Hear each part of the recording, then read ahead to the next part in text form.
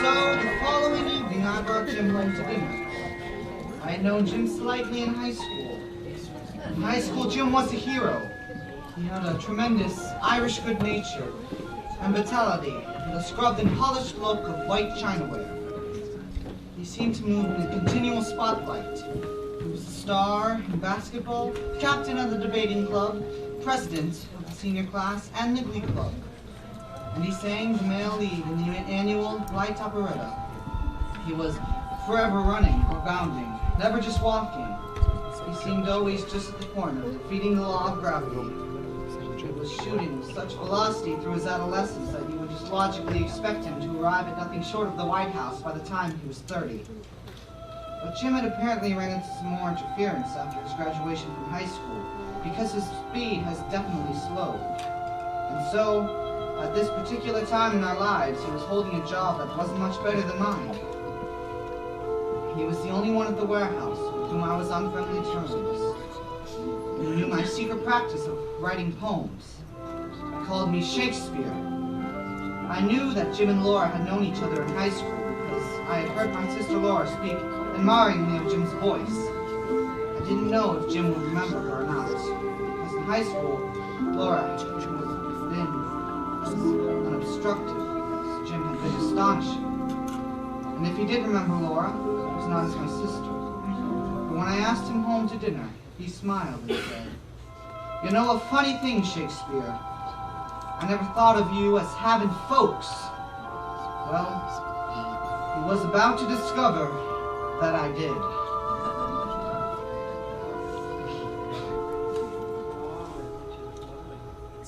Why are you trembling so, Laura? Mother, you've made me so nervous. Why have I made you nervous? By all this fuss. You're making it seem so important. I don't understand you at all, honey. Every time I try to do anything for you that's the least bit different, you just seem to set yourself against it. Now, go take a look at yourself. Wait, I forgot something. What is it? Couple of improvements. Back in my day, we had round little lacy things like this, and we called them gay deceivers. I won't wear them. Of course you'll wear them. Why should I? Well, to tell you the truth, honey, you're just a little bit flat-chested. You make it seem like we're setting a trap. We are. All pretty girls are traps, and all men expect them to be traps. Go take a look at yourself in that glass.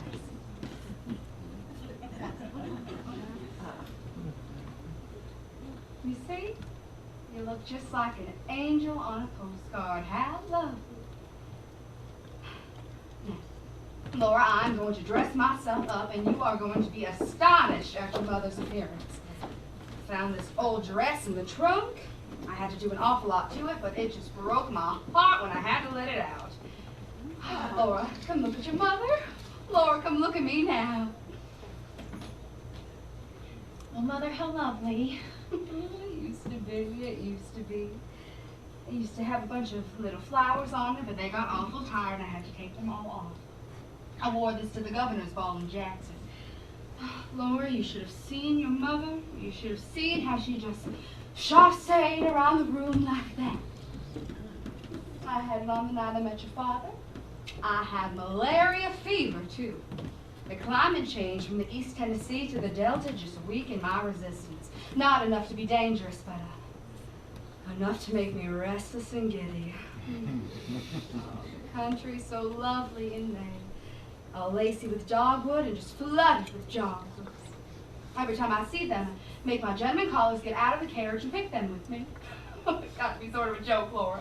Every time they see me, they holler, "Well, here she comes, and now we're going to have to spend all afternoon picking jonquils." Your father, malaria fever, and jonquils.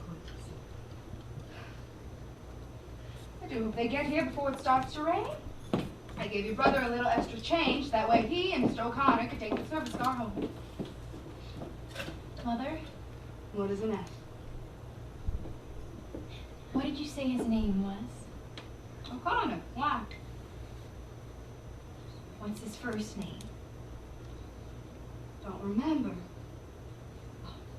Yes, I do. Yes, I do. It was Jim. Mother, not Jim O'Connor. Yes, Jim O'Connor. I have never met a Jim that wasn't Are nice. you sure his name was Jim O'Connor? Well, sure, I'm sure. Why?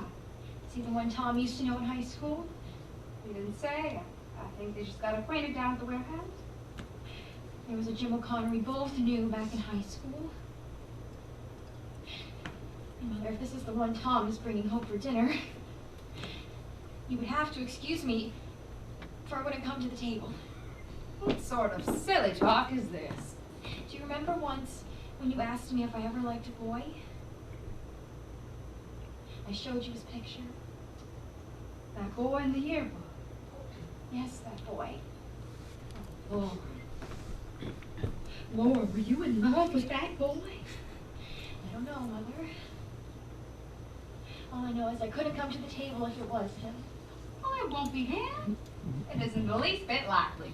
But whether it is or whether it isn't, you will come to the table and you will not be excused. Mother, you'll have to excuse me. Laura, I do not intend on humoring your silliness any longer. I've had enough, both from you and from Tom. Now, I think Tom lost his keys, so you'll have to let them in when they get here. Mother, you answer the door. How can I when I haven't finished the mayonnaise dressing for the Mother, you cereal? answer, please. Don't make me do it. Honey, do be reasonable. What is all this fuss about one gentleman caller? That's all, just one. Laura, sweetheart, to the door. Mother, you go to the door. What is the matter with you, you silly thing? Please, please, you go. Why have you chosen this moment to lose your mind? You go to that door. I can't, Why can't you? because I'm sick. You're sick. I'm sick. You and your brother have made me puzzled to death. You can never act like normal children. Will you please give me one good reason why you should be afraid to open a door? You go to that door, Lord Wingfield. You march straight to that door. Yes, Mother. That's put courage in you, honey, for a living.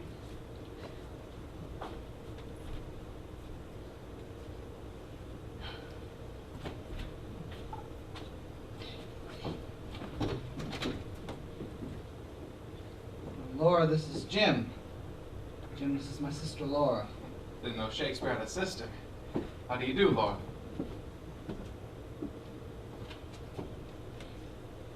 How do you do? I'm okay. Your hands are cold, Laura. Yes, well, I've been playing the Victrola. Must have been playing classical music on it. You gotta play some hot swing music to warm you up.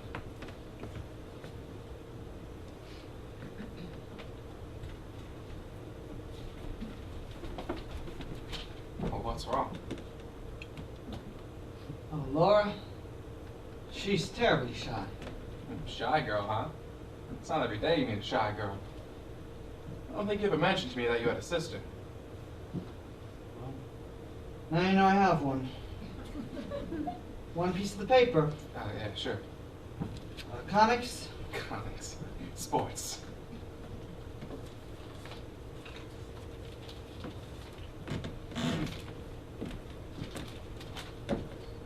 See that Dizzy Dean's up to his bad behavior. Really? Yeah. Where you going?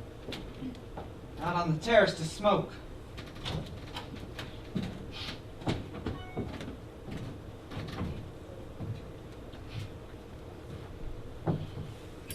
You know, Shakespeare, I'm gonna sell you a bit of goods. Goods. Of course I'm taking. Of course. Of course in public speaking. You know, you and me, we're not exactly the warehouse type. Thanks. That's good news. What's public speaking got to do with it? Well, it sets you up for executive positions. Oh, I tell you, it's done a lot for me. in what respect? Why, in all respects. Ask yourself this. What's the difference between you and me and the guys down front? Ability? No. Brains? No. Well, then what? Well, it all comes down to one single thing. What's that one thing? Social poise. The ability to square up to anybody and hold your own on any social level. Tom? Yes, Mother. Is that you and Mr. O'Connor? Yes, Mother. You yourselves comfortable. We will. Tom, ask Mr. O'Connor if he would like to wash his hands. No thanks, man. Took care of it down in the warehouse.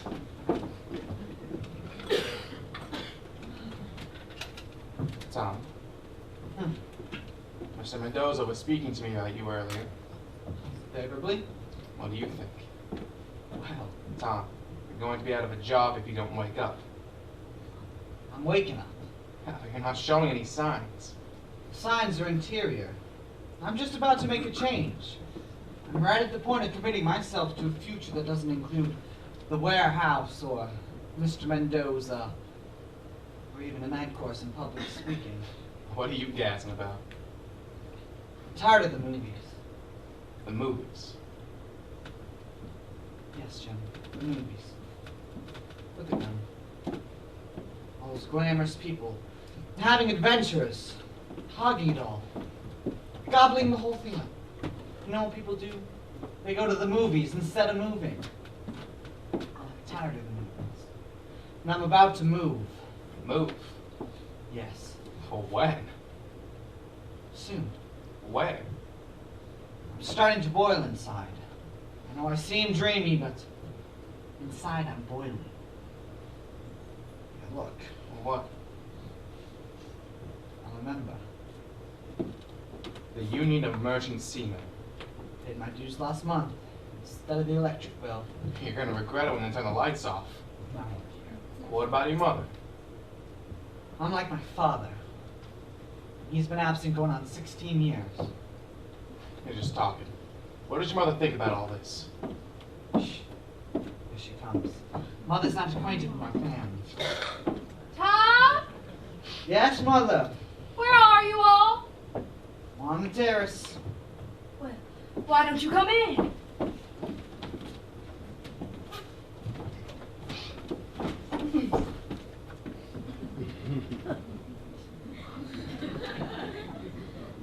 Mother, you look so pretty. You know, that is the first compliment you have ever paid me.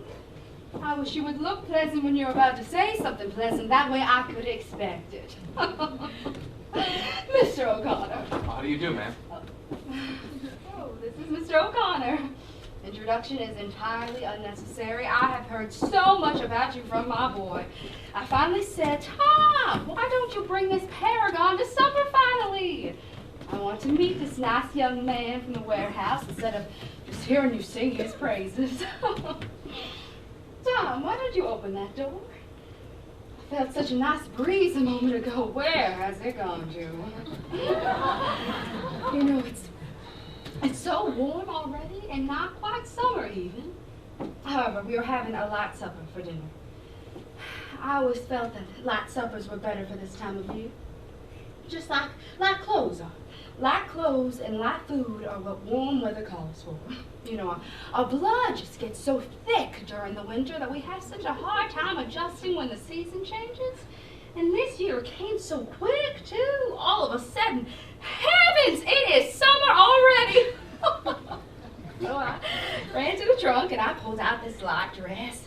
It's old, historical almost, but it just feels so good, so good and good. Mother, how about some dinner? Why don't you go ask Laura about supper? You know Laura's entirely in charge of supper. Tell her you hungry boys are waiting for her. Have you met Laura? She came to the door. Oh, she let you in. Yes, ma'am. She's very pretty. Oh, yes, ma'am. You know, it is so rare for a girl to be both pretty and domestic. But Laura, thank goodness, is not only very pretty, but very domestic. I never was. I could never make a thing but angel food cake. However, when I was a girl, we had many servants. Gone, gone, completely gone. I was not prepared for what the future brought me. I always imagined that I would marry a planter and raise my family on a large plot of land with many servants, but man proposes and woman accepts the proposal. I married no planter, I married a telephone man. That gallantly smiling gentleman over there. A telephone man who fell in love with long distance. Now he travels and I don't even know where. But What am I telling you about my tribulations for? You should tell me yours. I hope you don't have any. Tom! Yes, Mother? How is that supper coming? Supper's on the table. Well, how lovely. Tom, where is Laura? Laura isn't feeling too well. She thought she better not come to the table. Laura? Yes, Mother? Mr. O'Connor. Thank you, ma'am. Laura, we can't say grace until you come to the table.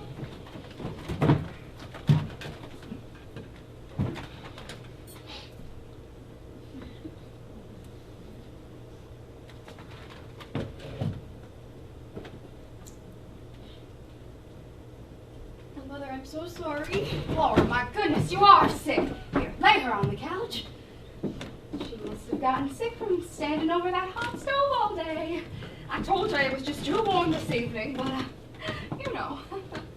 Tom, is Laura all right now? She's better, Mother.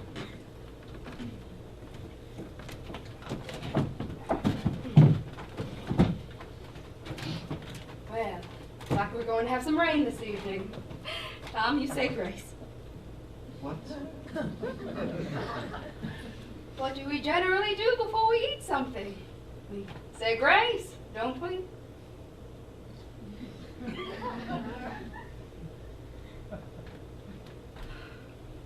For these and all thy mercies, God's holy name be praised.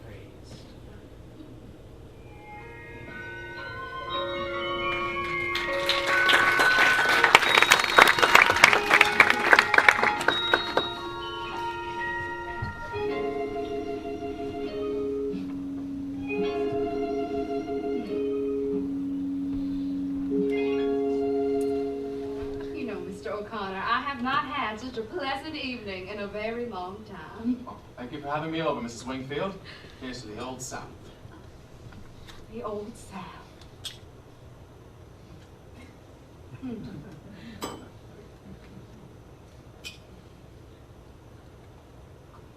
Hey, Mr. Lightbulb. Where was Moses when the lights went out? Do you know the answer to that one, Mr. O'Connor? No, ma'am, I don't. What is it?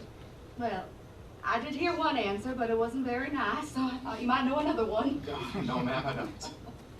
Well, it's a good thing I put that candle on the table. I only put it there for ornamentation, but it's nice when they prove useful, too. Suppose it must be a burnt-out fuse. Mr. O'Connor, do you know anything about a burnt-out fuse? Yes, ma'am, I do. Must you know that, too? Well, it's in the kitchen. Now it's dark. Be careful. Don't stumble over anything. My goodness, wouldn't it be terrible if we lost him? Are you all right, Mr. O'Connor? Yes, ma'am. You know, electricity is a very mysterious thing. The whole universe is mysterious to me, really. Wasn't it Benjamin Franklin who tied a key to a kite? I'd like to have seen that. He might have looked mighty silly. You know, some people say that science clears up all the mysteries of the world for us, but in my opinion, they just keep on adding more. Have you found it all right, Mr. O'Connor? Yes, ma'am. The fuse box looks okay to me. Tom? Yes, Mother? That light bill I gave you several days ago, the one I got the notice about. You mean last month's bill? You didn't happen to neglect it, did you? Well, You did? I might have known it. Maybe he wrote a poem on the light bill, Mrs. Wingfield. Oh, maybe he did too. I should have known better than to trust him with it. There is such a high price for negligence in this world today. Maybe the poem won a $10 prize. I suppose we'll have to spend the evening in the 19th century before Mr. Edison found that monster lamp. Well, candlelight is my favorite kind of light. That shows you're romantic. However, that is no excuse for Tom. I am just glad they let us finish our dinner before they plunged us into eternal darkness.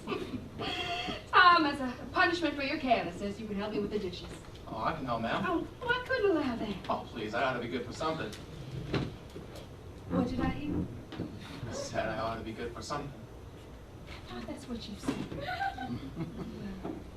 Laura is all by her lonesome out front. Maybe you'd like to keep her company? Here, I could give you this lovely candelabra for life. It used to be on the altar of the heavenly rest, but it got a little bent out of shape when the church was struck down. The church was struck by lightning one spring, and Gypsy Jones, who was holding a revival meeting right there in town, said that the church was struck by lightning because the Episcopalians have been holding card parties right there in church. Oh, you don't say. I never say anything that isn't true. I beg your pardon, ma'am? Here, I'd like Laura to have a little dandelion wine.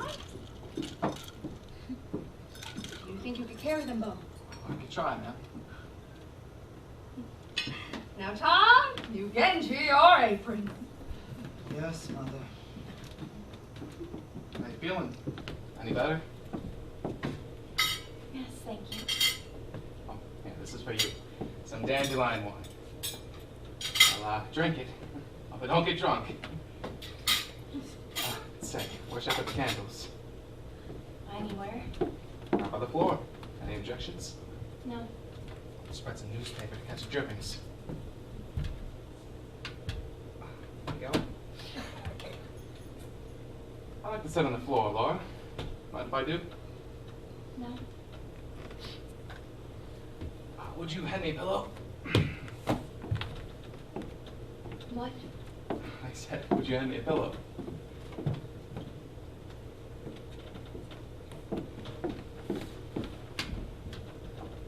Would you like to sit on the floor, Laura? Oh, yes. Well, why don't you? I will. Oh, well, take a pillow.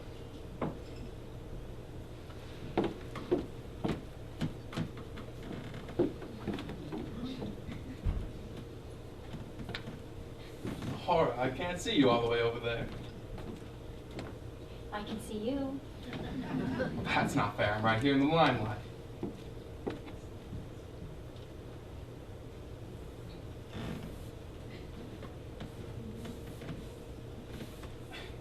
There, that's better. Are you comfortable, Laura? Yes, thank you. So am I. I'm as comfortable as a cow. Would you care for a piece of chewing gum? Oh, thank you. I think I will indulge.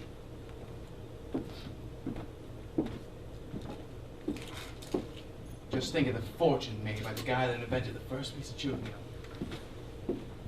It's amazing, isn't it? You know, the Wrigley Building was one of the sights of Chicago. I saw it the summer before last during the Century of Progress. Did you take in the Century of Progress, Laura? No, I didn't. It was a wonderful exposition, believe me. You know, my favorite part was the Hall of Science. It really shows you what the future is going to be like in America. I tell you, it's much better than the present time is. Your brother tells me you're shy, Laura. Is that true? I don't know. I judge you being an old-fashioned type of girl, Laura. Lots of wonderful type to be, believe me. I hope you don't think I'm being too personal. Mr. O'Connor, I believe I will take a piece of that chewing gum if you don't mind.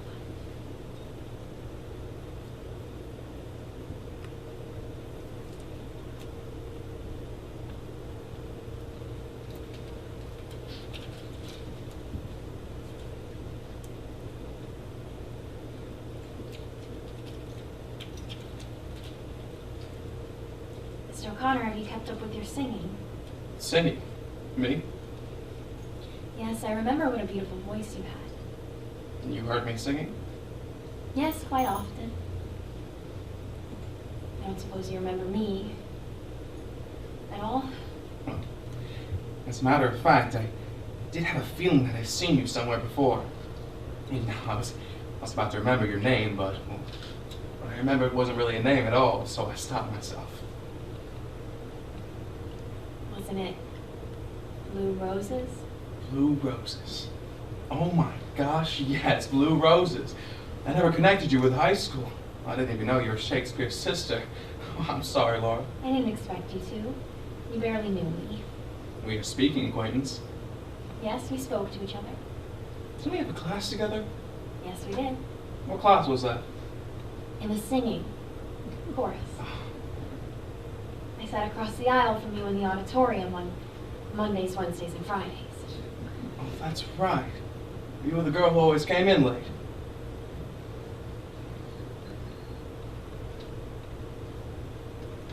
Yes, it was hard for me to get up the stairs. I had that brace on my leg then. Clumped so loud. I don't remember any clumping. To me, it sounded like thunder. I never even noticed.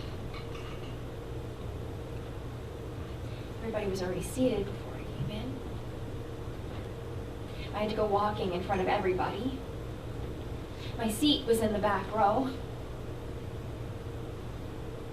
I had to go clumping up the aisle with everyone watching me. Gee, you shouldn't have been so self-conscious. I know, but I was. It was always such a relief when the singing started. And I remember I used to call you Blue Roses. How could I ever get started calling you a name like that?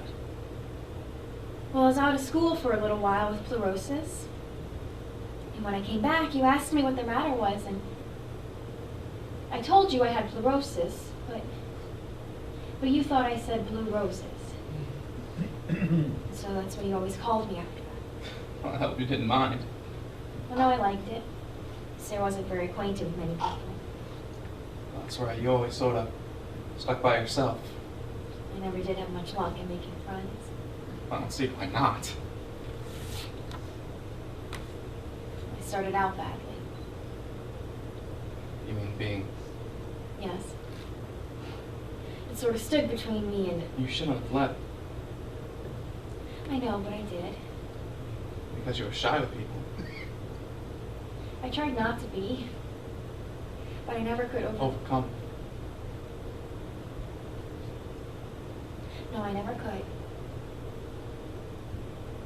I guess being shy is something you have to work out kind of gradually. Yes, it takes Time.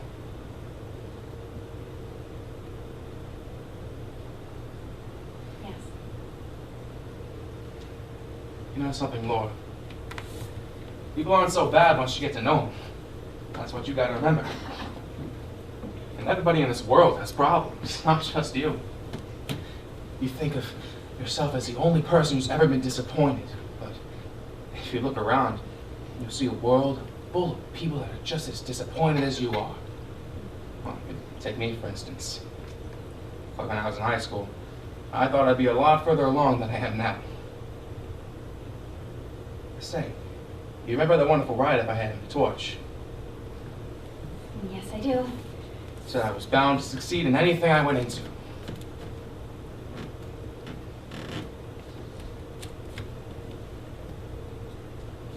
Holy jeez, the Torch. Here you are in the Pirates of Penzance. Oh, the pirates. I remember I sang the lead in that operetta. Yes, beautifully. Oh, Yes, yes, beautifully. you heard me then. Yes, I heard you all 3 times. No. Yes, All 3 performances. yes. What for? Well, I wanted you to autograph my program. Why didn't you just ask me? You were always surrounded by your own friends so much that I never really had the chance. Well, you should have walked up right to me and said, well, here's my program. I thought you might think I was... Why you think we was being what? I was bombarded by females in those days. You were terribly popular. Yeah. You had such a friendly way. Oh, I was spoiled in high school. Everybody liked you. Including you?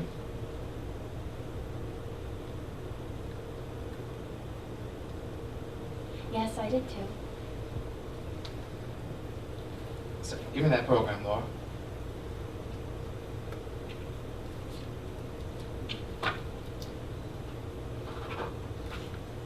There you are.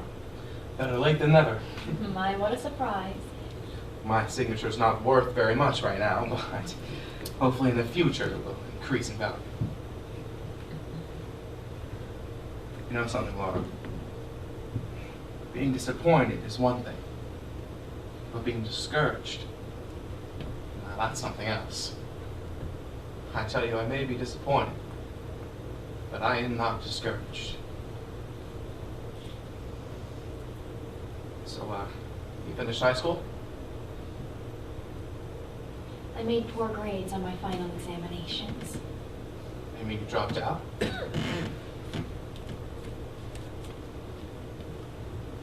I didn't go back.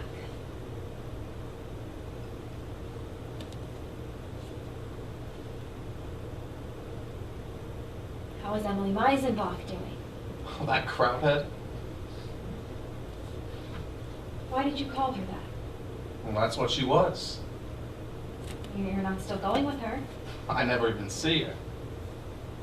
I read in the personal section that you were engaged. Oh, yes, but I was not very impressed by that propaganda. Oh. So what have you been doing since high school, huh?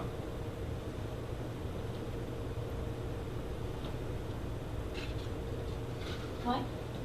I said, what have you been doing since high school? Nothing much. You must have been doing something all this time. Yes. Well, such as what?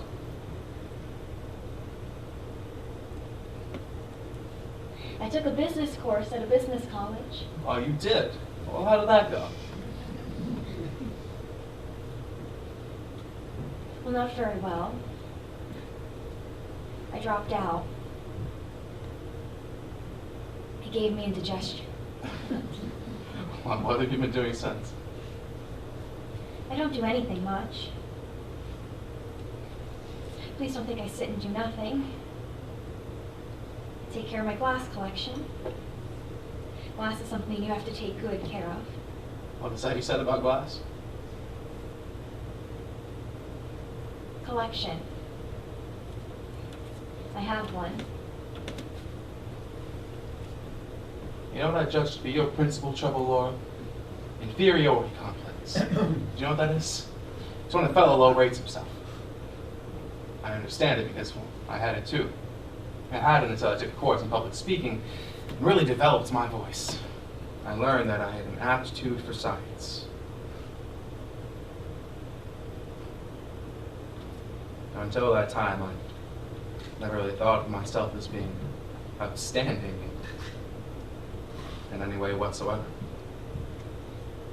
Oh my. Now, I've never made a profession of it, mind you, but I do have a friend that says I can read people better than doctors and make a profession of it. Now, I don't say that's necessarily true, but I can sure read a person's psychology. Oh, excuse me, Laura. I would spit out my gum when the flavor's gone. Just put it in this piece of newspaper. I know how it is when it gets stuck on your shoe. But, yeah, that's what I judge to be your principal trouble. A lack of confidence as yourself as a person. I'm basing this on a number of remarks and observations that you've made. Like that clumping you said was so bad in high school. You said what you did, Laura. You dropped out of school. You gave up an education, well, because of a little physical defect. As far as I can see, it's merely non-existent, magnified 1,000 times by your imagination. You know what my strong advice to you is? You need to think of yourself as being superior in some way. In what way would I think? Why, man alive, Laura. Look around you and what do you see? A world full of common people. All of them born and all of them gonna die.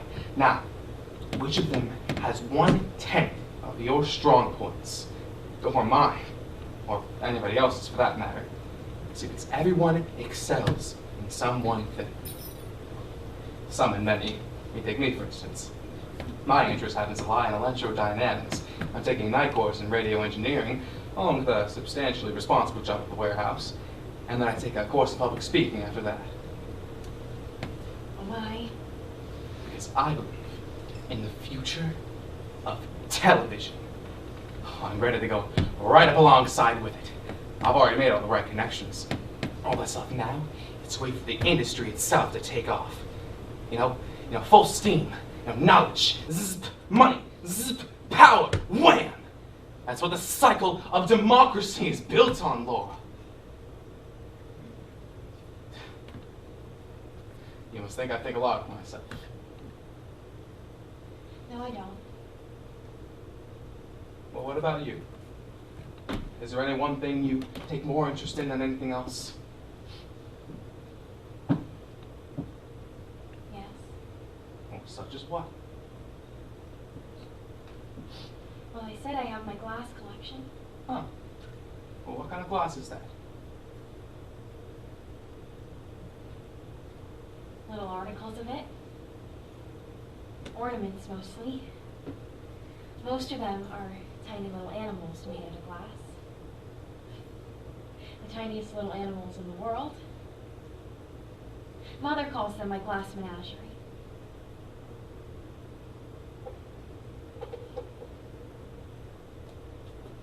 Here is an example of one, if you would like to see it. This is one of the oldest. It's nearly 13. But you have to be careful, for if you breathe, it breaks. Oh, I better not take it. Well, I'm really clumsy with things. No. Go on. I trust you with him.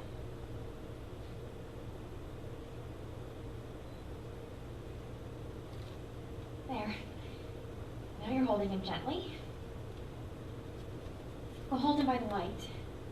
He loves the light.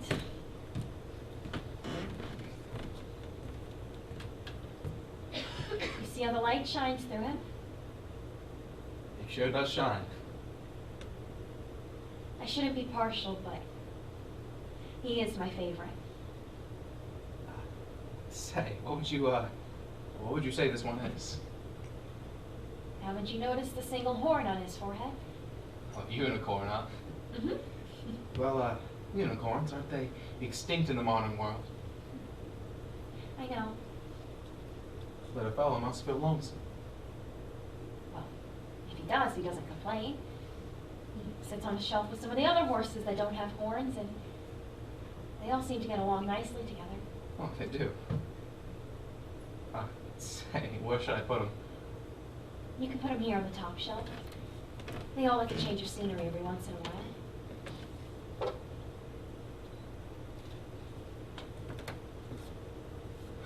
Hey, look how big my shadow is when I stretch.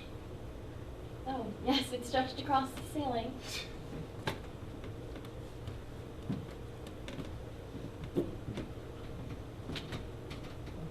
Seems to have stopped raining. Where does that music come from, Laura? From Paradise Dance Hall across the alley. What do you say about cutting the rug a little, Miss Wingfield? Or is your dance card full? Let me take a look at that.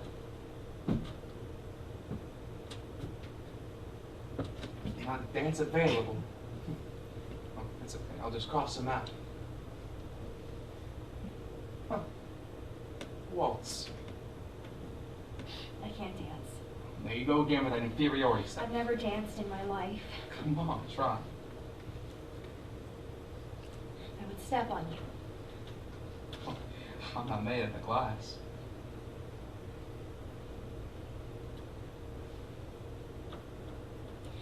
How do we start? Okay. Hold your hands up a little. One more. Okay. Now just relax. That's the principle of it. It's hard not to. Okay, come on. I'm afraid you can't budge me. Maybe, but I can't. Oh my goodness, you can. Just let yourself go, Laura. I know. Let yourself go. I know. Come on. I'm trying. You got it. I know, but it's Relax. hard. I know. There you go.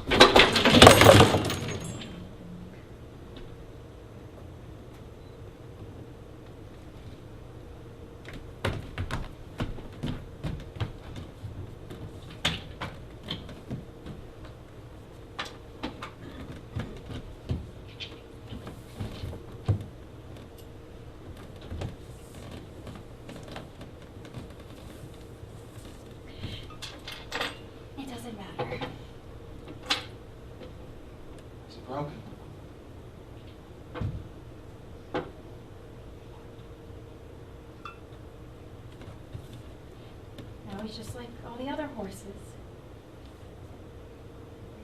Lost. He's lost his horn.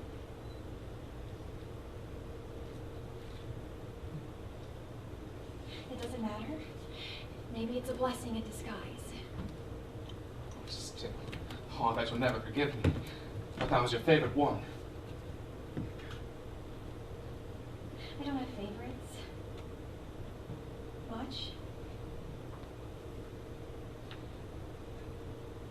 It's no tragedy. Glass breaks so easily. Traffic jars the shelves and things fall off them. Still, I'm awfully sorry. I was the cause of it.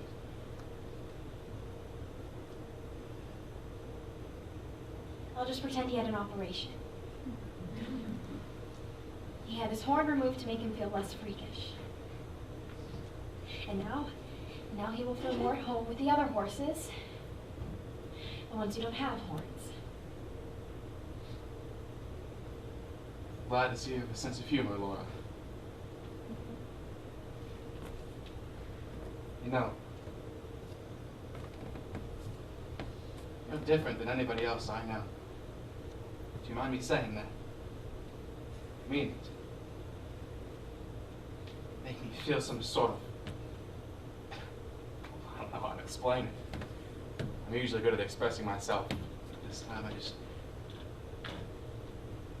don't know how to explain it.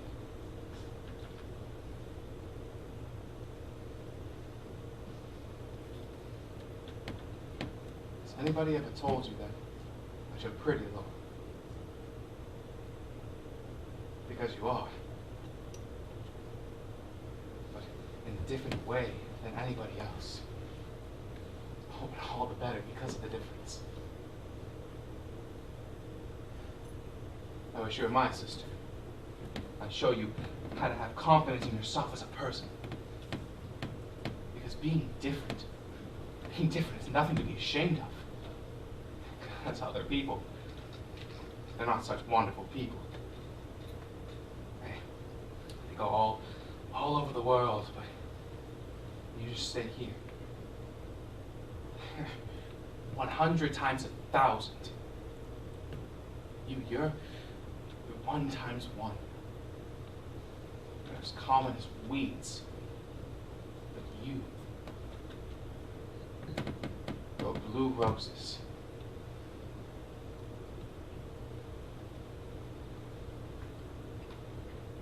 But blue is wrong for roses. But it's right for you. Pretty. In what respects am I pretty? Why, in all respects. Your eyes, your hair, even your hands are pretty. You must think I'm just saying this because I was invited over and I had to be nice. Well, I could do that. I could go on about things without being sincere. But I'm being sincere with you, Laura. I happen to notice this inferiority complex that keeps you from being confident with people.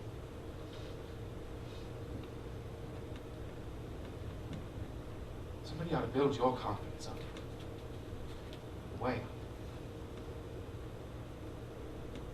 Make you proud instead of turning away and blushing. Somebody ought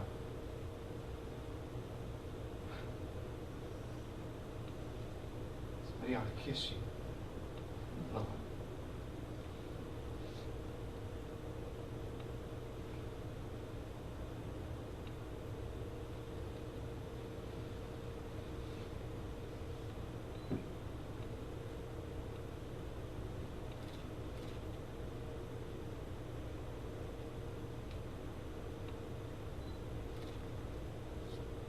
Gee.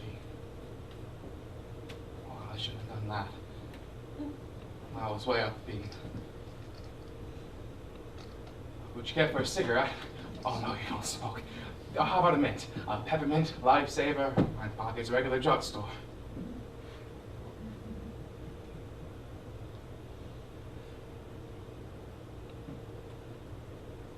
know, Laura, if I had a sister like you, I'd do the same thing as Tom. I'd bring guys over to meet you.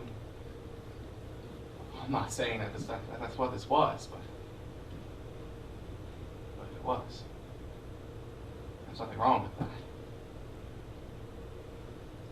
Except in my case. See, I can't ask for your number and say I'll call. I can call you up next weekend and ask for a date. I thought I should explain myself so I didn't hurt your feelings. You won't call again? No, I can't, Laura. I'm going to study. I go out all the time with this girl named Betty. She's a nice, quiet home girl, a lot like you. She's Catholic and Irish. In a great many ways, we get along fine. I met her last summer. Moonlight boat trip up the river to Alton on the Majestic. Right from the start, it was love. Love has made a new man of me. Love is tremendous. Love is something that can change the whole world. What happened? That Betty's aunt took sick, and she got a wire and had to go up to Centralia. So, his mom invited me to dinner. Naturally, I accepted, not knowing.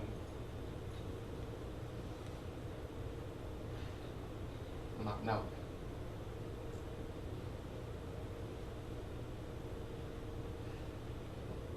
I wish you would say something, Laura.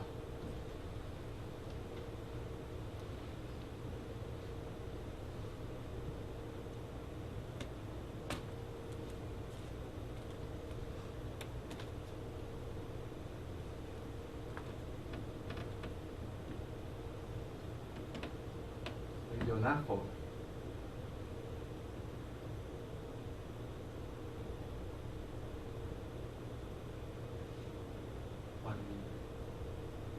Want me to have them? What for?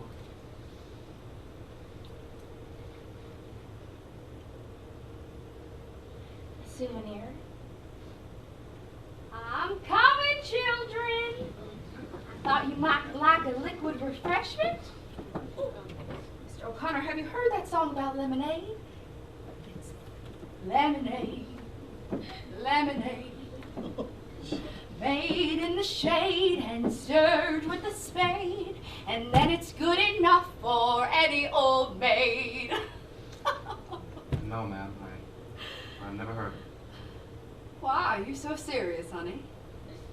We're having a serious conversation. I do not understand modern young people. When I was a girl, I was gay about everything. You haven't changed a bit, Mrs. Wingfield. I suppose it's the gaiety of the occasion that has rejuvenated me. Well, here's to the gaiety of the occasion. I baptized myself. I found some cherries in the kitchen. I put one in each glass. Oh, you shouldn't have gone through all that trouble, ma'am. There was no trouble at all.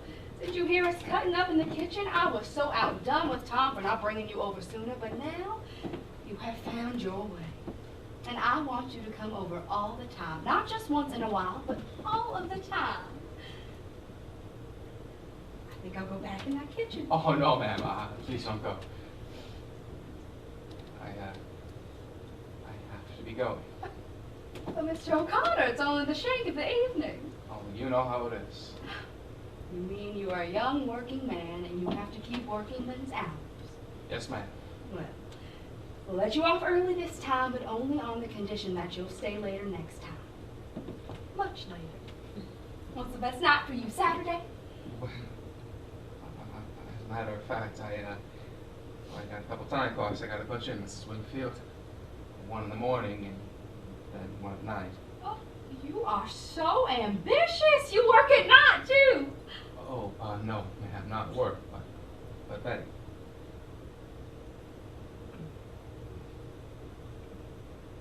Betty?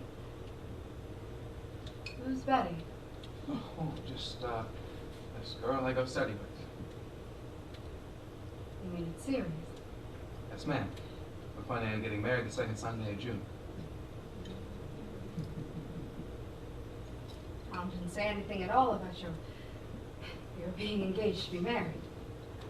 Well, the cat's not out of the bag at the warehouse yet. Well, you know how it is. They call you Romeo and stuff like that. It was a wonderful evening, Mrs. Wingfield. I guess this is what they mean by Southern hospitality. It was nothing. Nothing at all. I hope it doesn't seem like I'm rushing off, but I promised Betty I'd meet her at the Wabash Depot, and by the time I get my jalopy down there, the train will be in. Some women get pretty upset if you keep them waiting. Yes, I know all about the tyranny of women.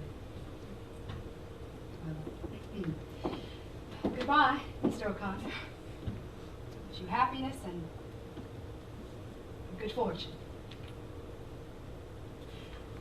You wish him that too, don't you, Laura? Yes, I do, Mother.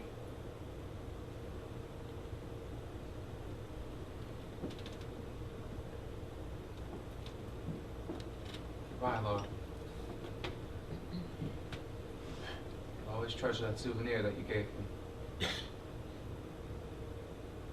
Don't you forget that good advice I gave you.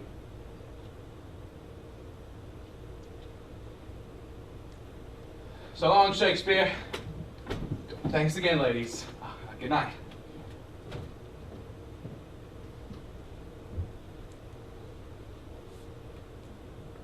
Well, well, well. Things have a way of turning out so badly.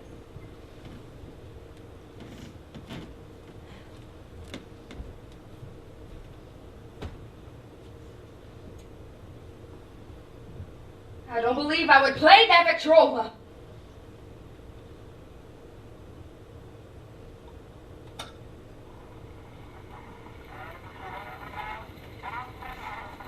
Well. So our gentleman caller was engaged to be married. Tom! Yes, Mother. Come out here. I want to tell you something very funny.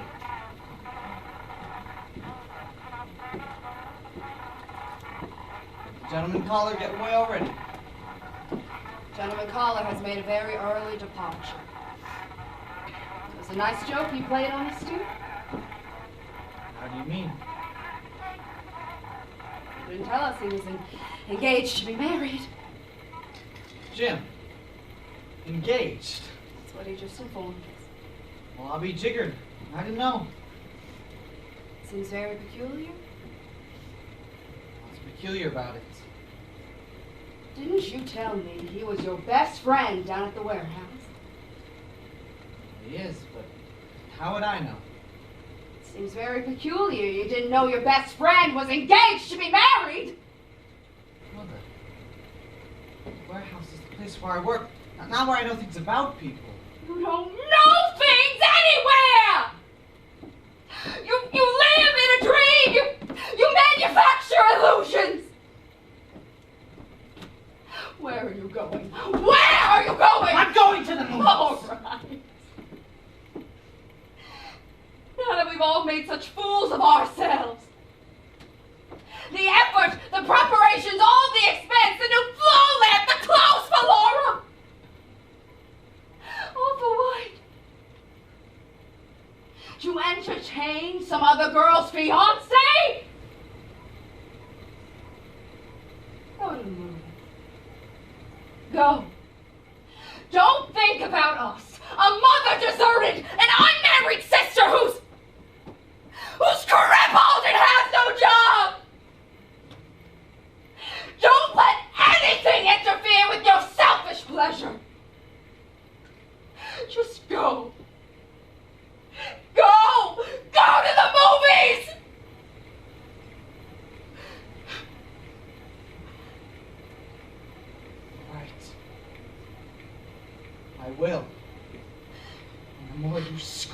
me about my selfish pleasures. Quit, girl. I won't go to the movies either. Go then!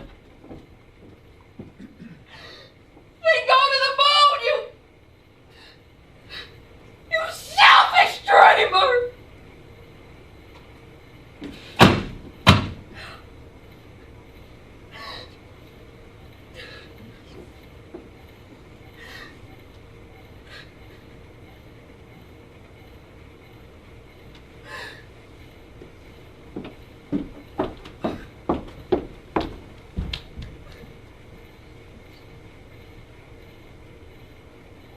I didn't go to the moon. I went much further. For time is the longest distance between two places. I left St. Louis. I descended these steps of this fire escape for the last time, and followed from then on in my father's footsteps, attempting to find in motion what was lost in space. I traveled around a great deal. The city swept about me like dead leaves. Leaves that were brightly colored and torn away from the branches. I would have stopped, but I was pursued by something. It always came upon me unawares, taking me altogether by surprise. Perhaps it was a familiar bit of music. Perhaps it was only a piece of transparent glass. Perhaps I'm walking along a street at night in some strange city before I have found companions. I pass a lighted window of a shop where perfume is sold. The window is filled with pieces of colored glass, tiny transparent bottles, delicate colors like bits of a shattered rainbow. And all at once, my sister touches my shoulder. I turn around and I look into her eyes. Oh, Laura. Laura, I tried to leave you behind me, but I am more faithful than I intended to be. I reach for a cigarette. Across the street. I run into a movie or a bar. I buy a drink. I speak to the nearest stranger. Anything that can blow your candles out. For nowadays, the world is lit by lightning. Blow out your candles, Laura. And so, goodbye.